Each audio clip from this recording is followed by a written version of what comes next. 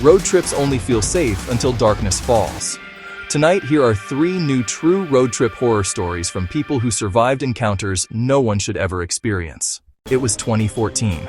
A man named Ethan was driving cross-country from Colorado to Kentucky. Around 2 a.m., he reached a long stretch of interstate with almost no traffic. Heavy fog rolled in, thick to the point his high beams were useless. He eventually passed under an overpass, but the moment he did, something hit the roof of his car. Not like debris, more like a person dropping onto it.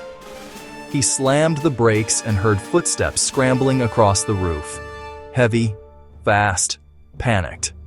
Ethan looked in the rearview mirror and saw a shadow slide off the trunk and disappear into the fog behind him. He floored the gas and drove for 5 more minutes, heart racing. When the fog lifted, he finally noticed something on his windshield. A handprint, perfectly outlined in dirt. From the outside, as if someone leaned over the windshield from above. Ethan pulled into a rest stop to clear his head. He got out and checked the roof of his car. There were drag marks in the dust, long streaks, footsteps, like someone had crawled across the top while he was driving. He rushed back into the car and froze. A fresh handprint was now pressed against the passenger side window. No one was around. He drove the remaining 4 hours without stopping again. Later, police told him that stretch of interstate had reports for years. A man living under the overpass who would jump onto moving cars. Some drivers were never found. A couple named Jamie and Nicole were driving through rural Arkansas. It was almost midnight when the GPS led them onto a narrow dirt road deep in the woods. No lights, no houses, just darkness. After 5 minutes, they saw a car parked sideways across the road, blocking the path. Hazard lights blinking, both front doors wide open. Jamie slowed down, thinking there was an accident. Nicole begged him not to stop. He rolled down his window and yelled, "Hello, anyone hurt?" No answer. He honked the horn twice. Still nothing.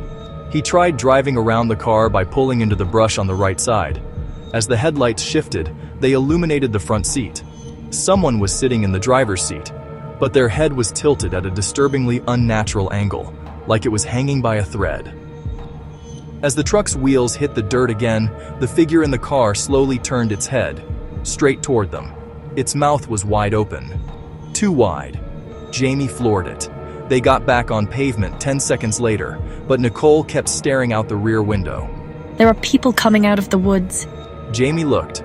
Dozens of silhouettes emerged from the trees behind the abandoned car. Not running, not yelling, just walking silently toward the road. He hit 80 mph and didn't slow down for 20 miles. When police later searched the area, the abandoned car was gone. No trace of anyone ever being there. A man named Daniel was hauling furniture at night from Ohio to Tennessee. At 1 a.m., he noticed a semi-truck behind him with its high beams on. It stayed on his tail for miles. He changed lanes. It changed lanes. He sped up. It sped up. Finally, Daniel got annoyed and pulled onto an exit ramp so the truck would pass. But the truck followed him off the highway. Then it pulled up beside him at the red light. The windows were tinted black. Daniel glanced over and realized the truck had no driver. None. Not a shadow. Not a silhouette. Nothing behind the wheel. The truck suddenly lurched forward, forcing Daniel to swerve back onto the road. It followed him down the dark exit road, engine roaring. He drove nearly 90 mph on winding lanes. Every time he looked in the mirror, the truck was perfectly centered behind him, never swaying, never slowing.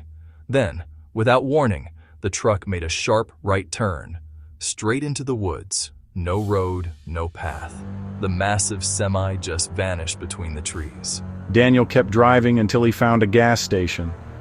The clerk told him he wasn't the first person to report an empty truck chasing them.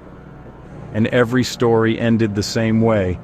The truck always turned into the forest. Authorities searched. There were no tire marks anywhere. Nighttime roads hide more than darkness. They hide people who wait for the perfect moment. Cars abandoned for reasons you don't want to know.